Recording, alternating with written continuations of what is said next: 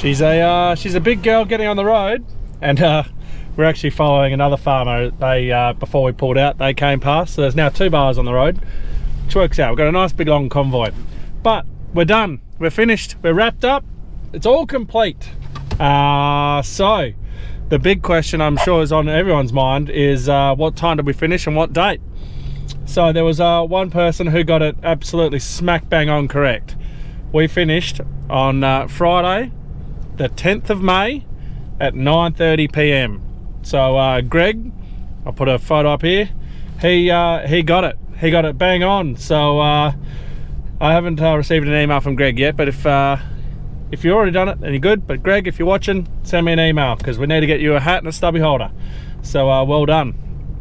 So yes, we finished Friday night 9:30. What did we do? We bumped up our ag star rate because we do an average of 70 across the paddock, but we had a little bit extra left over, so we're like, right, well, we'll go to 80. So we've done 80 kilos across the whole paddock just to see how it goes. And we thought we were going to come short. We're going to have to fill him up, just before the end, and he's made it. He got it all done. He's all sorted. We have got horse paddocks out in this new paddock around our house, so that has reduced it by a couple hectares, but yeah, we'll see how much. We've got to clean the whole bin out now, so we'll do that when we get back. So today's cleaning the bin out and start washing it. Henry is he's escorting out front. He's in Wally, and he's going to, if the weather's all right, it does look a bit windy at the moment, but if the weather's all right, he's going to go and spray atrazine and bugs on the canola. So he's going to be a busy man. We'll have to get around and do a crop tour for everyone, because everything's coming up, everything's looking amazing. The canola is just booting along, so by the time Henry finishes doing the atrazine, he might be switching straight back around and then doing cletho. You can do clethodim and atrazine at the same time, but they cancel each other out a little bit. They don't work well in formulation, so we tend to not do them together. We used to, but now we don't, so it's extra pass. And you've got to get your cletho timing right, because if the canola's budding and getting ready to shoot, then you'll start your yield. So yeah, anyway, let's get back to the shed and get into emptying out this seeder and getting into it. So as we're driving back to the shed, very slowly, but we're getting there, I thought I should probably let you guys know what it is I've gone for. So I've had I've been talking a lot about getting a new bar and switching things out, and I mentioned in the last video about how the Norrish, that's no longer going to be on farm next year. So what have I done? Well, the Borgo, that's gone. I've signed up for the new John Deere, so I believe it's called a P980. I think so. I can't remember the name. I think it's P980. Anyway, 80 foot. It's a Seedmaster. The difference between the two is it's a deeper bar. Now they are a longer tine, but it's a deeper bar, so we're hoping that the stubble should flow through a little bit better than what this does. Yes, I know that we still will have stubble issues with a Seedmaster. No bar is immune to stubble issues. With our practices now and going on the Angle and Canola, I think I should be okay. But yeah, look, time will tell. I've got a receiver on the bar as well, so next year we'll have RTK, and we should be able to hopefully get inter-row sowing to a precise measure, but time's going to tell on that one. So the big difference between the shank and the setup, the tine, this one here has got, I think, about 4 or 5 bushes that are on this bar. Now the Seedmaster, the John Deere, we'll just call it a John Deere, it's got wear plates, so as soon as your plates get worn, you can just undo your bolts, take out the plates, put them back in. Very simple, very quick, very cheap, very easy. Bushes on this thing are a nightmare. Anyone who's got a Borgo, they know that these things, the bushes are an absolute nightmare to change. It's very labor intensive. And it's very difficult. We spent weeks changing them 2 years ago. Now they're not due for it just yet, but they will be due for it probably after the end of next season. That's not the reason for selling it, obviously. But the bin, I'll be glad to get rid of that because that doesn't have the calibration that I like. The John Deere's individual bin scales, so we're going to be able to go for well, it should be able to calibrate on the go. So this one here is a 700 bushel. The one we've gone for, the 650, is a 650 bushel. So we're going down in size, but I'm getting a liquid cart. I'm going liquid next year. I'm wanting to progress forward. I'm wanting to take a step forward instead of going sideways and just getting the exact same thing and sticking with granular. I've done a lot of research and talking to a lot of people about liquid and how to use it on farm and utilize it and what things I can put in there. So we're going for a 14,000 litre Earnshaw liquid cart, which is going to be towed behind. So Earnshaw's a crowd in Lake Grace, so they're nice and local, which is nice. And yeah, so we'll run Flexian through that. I want to do some fungicide. I want to do some insecticide, so get it off the wheat and put it on in the liquid. The fungicide will be we put impact on the fertilizer. I want to get that off there and put it on the put it down the tube. Things like zinc and manganese. So zinc is really good for root development, and it'd be just great for the plant to have that early on instead of later. And manganese, so I want to get that off the fert because CSBP, every fert company, they put a huge upmarket on the manganese price, and it costs me a huge amount. So if I can get that cost reduction off that, I'll be saving money by putting it by liquid, put it that way. So that's the plan with the liquid cart. Now, how am I going to fill this thing? So the Nourish can't fill the new bin because the new bin is well, it'll be two. Well, it's 4 bins that I was splitting into 2. So the Nourish, well, it would do it, but I wouldn't be able to fill it full every time. So I've also bought myself a Earnshaw 27,000 litre seed and super bin. So it's going to have two bins in it. Coming towards us, John, but I'll make the turn before it gets to us. Yep, no worries. So yeah, that'll fill that. I'm very excited for that. We got all the augers, and it's on the it's all going to be on the remote, so I'm very excited to see how that goes. And then the liquid cart, how we're going to fill that is we're going to take one of the liquid tanks off our Flexian trailer, and we're going to put it onto the flat top trailer, which will be where the Earnshaw seed and super bin is. And yeah, we'll see how we go. We're gonna have to buy ourselves a Freightliner, another truck, just something to pull. So if anyone's got one for sale, under 20 grand preferably, let me know, send me an email. Yeah, we're in the market for one. So yeah, no, it's all very exciting. It's very stressful. It took me a while to sign up, but yeah, I'm looking forward to it. It should be good. The thing I'm most excited about the John Deere is the seed placement. I'm going to know exactly where I'm putting my seed. I'm very excited for that. Being able to go liquid now, I'm going to have the AgStar will be going down the fert tube all by itself, and the grain will be going in its own one. So I'm going to be able to slow the fans on both right down, and when we do our crop tour, whether that's today, tomorrow, whenever, I'll take you guys around, we'll show you everything. Yeah, you'll see the difference in the canola of definitely earlier on it was more noticeable. Now we've had a bit of rain, it's not, but the canola where I had the fan sped right down was just perfect, and then where I didn't, where I had to speed it back up, it was not perfect. So yeah, I'm looking forward to it all. It should all be here on farm by February, I hope.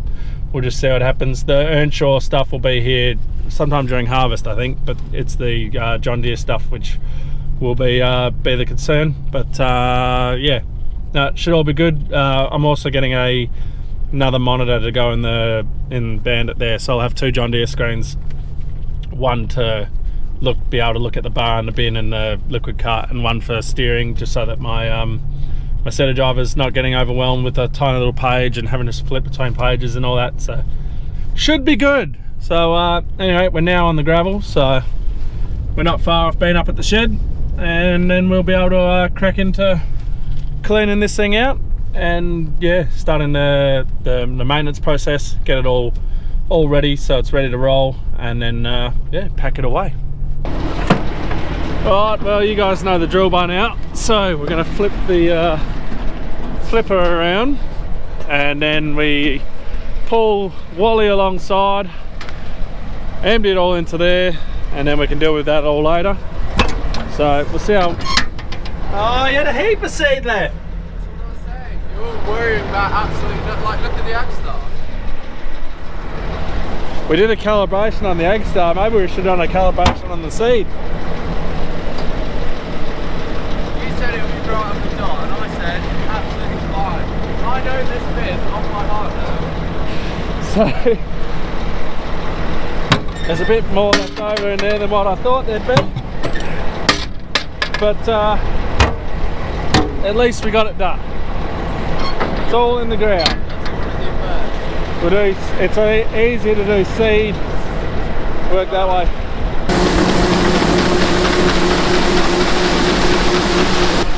So with clean out, we do everything. We'll get in, we'll wash the bin. Once it's all empty, we give it all a wash, because it ends up with all the, you know, just all the crap everywhere. Not so bad in this bin here, but like the fert bins there, they get pretty gross. So we'll wash all this, and then we wash everything on there, get that all back to square one. We got all the, you know, you got grain and stuff down there that all needs washing off, and yeah, we just get it so it's all nice and clean. And then if anything needs replacing or fixing, we do it. So if we've got any hoses on there that's a bit dodgy, we'll change them. We'll, you know, go through and grease it all again, and basically just make sure that it's ready to pull out next season, pretty much ready to go, except for a point change. Yeah, we need to make sure it's ready to go, not only for the next person, but for whatever reason, if the bar, John Deere bar, is delayed getting to us, then you know, we've still got, we will be using this until our bar arrives. So you know, we don't let this go off farm until they literally bring our new one here. So you want to make sure it's ready to roll and ready to go.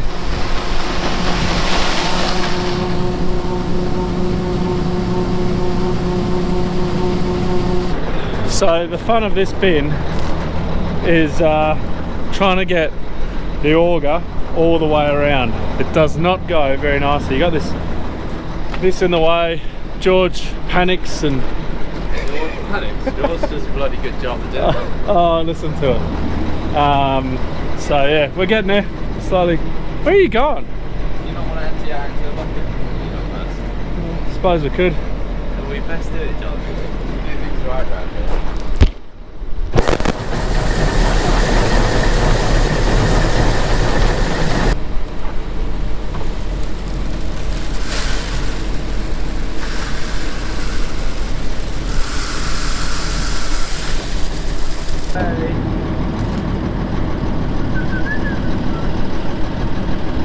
Oh, you're gonna have to. I'm not focusing on the truck. I'm focusing on the bin. You'll have to move the truck. Well, of course you got to move the truck.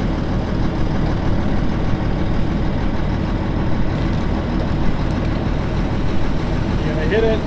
I'm not. You're gonna go further out. Oh, fucking hell.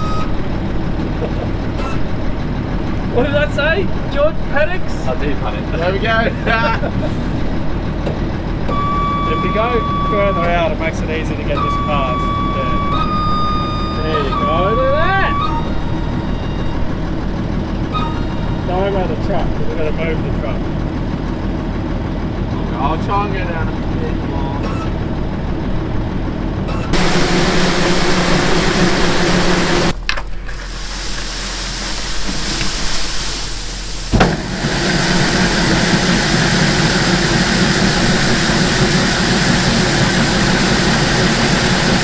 Alright, she's empty. So George is folding that out, because we need that out anyway. And what we're going to do, I've just locked all the lids. we're going to seal all the bottom, and then what I'll do is I'll run a calibration and with the fans on, and then just blow whatever's in the augers still out. We're going to pull these augers out anyway, and we need to give them a clean, because I'm not sure if I'll be able to show you, but no, you might be able to see how caked this is of crap. So that's the urea, so we need to get it out. We wash them, we change the bearings, we put it all back in, then it's all good to roll. But we're going to do the calibration, get whatever's left in there out, and then what it means is when we go to pull these augers out, then we don't have something stopping us. Like if we leave that in there and there's urea in the pipe, it'll grit and it'll be difficult to pull out. So we'll do this, and then we can get to washing. Actually, I've got to flip that auger around too, and then we're going to clean that out. That needs a wash too. Okay, we are ready to wash. We're going to start with the bin. What we need to do is figure out what we're going to do for washing. We can either fire up Izzy and use this. We can put our pressure cleaner onto this. But two things, this thing's not going to start, and filling this with water can be a nightmare. So I'll go and see if the builders are done with my fire unit down there, and if we can use that, because that's a lot easier. So yeah, we'll figure out something to wash it with, and then we'll get to washing, because we want to use rainwater obviously. Just yeah, it's better for everything and gets it nice and clean. So I'll get back to you guys on what we use. So the builders weren't using the what's it called, the fire unit, so we are going to use that, which is a lot easier than trying to use Izzy. So what we're going to do first, we've got the tractor going, we're going to fire up, and we're just going to try and rinse out the auger first. Not much will probably come out.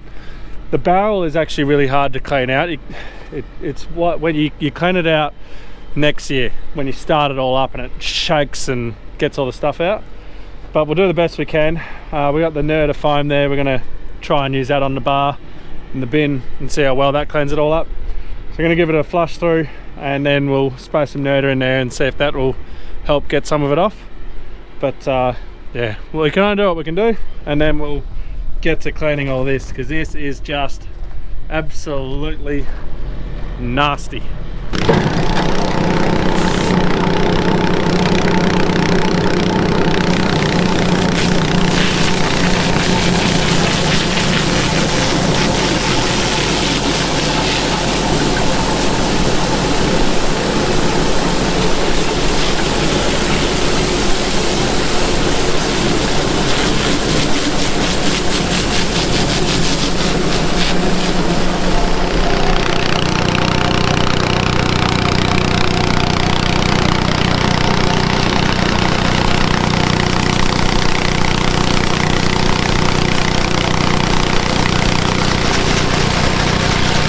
So it's gross water that's coming out.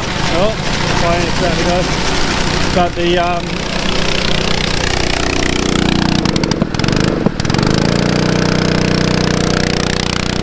it's gross water that's coming out, but it's not going to get all the stuff that's caked on the inside.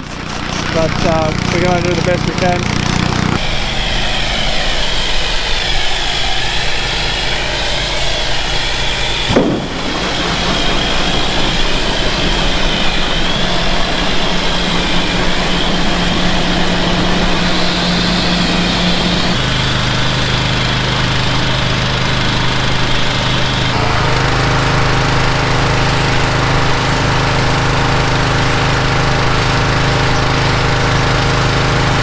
Alright, so we've done the fun part, the auger, and then we went and had lunch. Now George is doing the really fun part, and that is when we climb in the bins and we wash them out.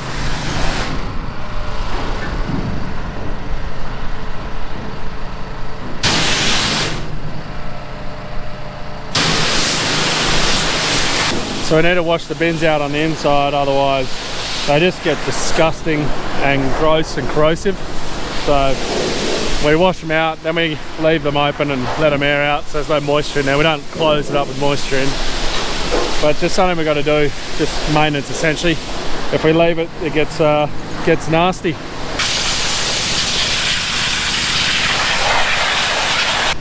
So the outside of the bin from the, well, the top half of the bin is all clean now. I can't really help because George is now doing the bottom.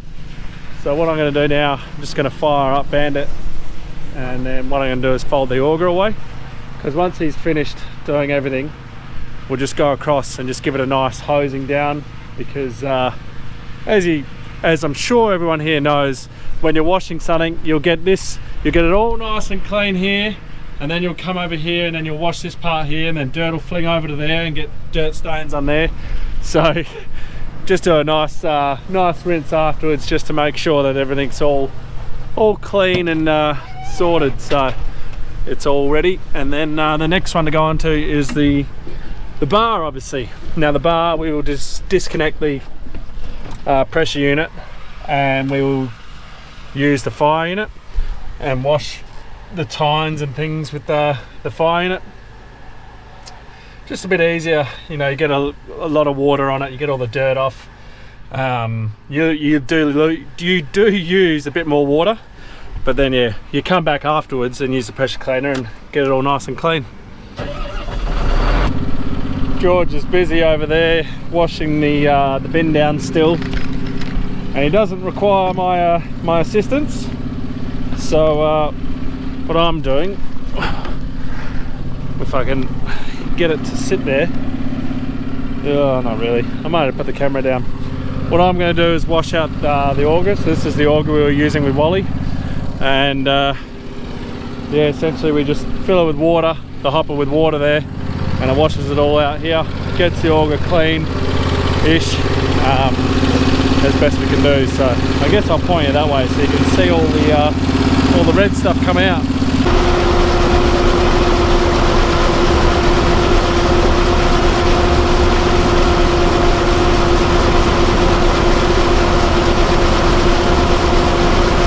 And aside from making a hole in my gravel, it cleans it out. You get all the wheat that was still in there, so you can see there's wheat there, wheat along there. So we try, I mean, you can't really wash them out any better than that. What it does at least is tries to get whatever product is left in there, and then means that when it's in storage, you don't get mice living in your augers, which you do get if you leave them with grain in there. Even when you try and run it out, you'll go to start it up at the beginning of harvest, and you'll get, you know, a few mice nests come out. But anyway, I reckon I'll take that off, and then probably take this down and park it away in the shed. I do still have the other one over there in the silo. I've left that for now. So the wheat, both the wheat is empty. Barley, I think I've got maybe 10 tonne left over. So yeah, I'll probably see if I can sell it. If not, I'll chuck it in the spreader and I'll go spread it over the clade areas, just so that we've got you know, product growing more on the yeah, on those sands. So yeah guys, look, I reckon I might leave the video there. Not much is exciting is going to happen. I don't know if I'll record much of George washing that tomorrow. I've got a Zoom meeting in the morning, and then in the afternoon I've got a like a farm meeting, business meeting, so I'm actually going to be pretty distracted all of that day. Wednesday and Thursday, hopefully I can, you know, film some stuff, and then Friday I'm actually going to be in Perth, and then Sunday it's a HBF run for a reason, so I'll be up there doing that, going for a run. We'll see how we go. I'm signed up for the 10k. My back is all good now, so that's good. But yeah, I'm signed up for the 10k and haven't done a single bit of training, so we'll see how I go running that, and if I'm alive for Monday. So anyway guys, thanks for watching. Don't forget to like, subscribe and share, and I'll see you in the next one.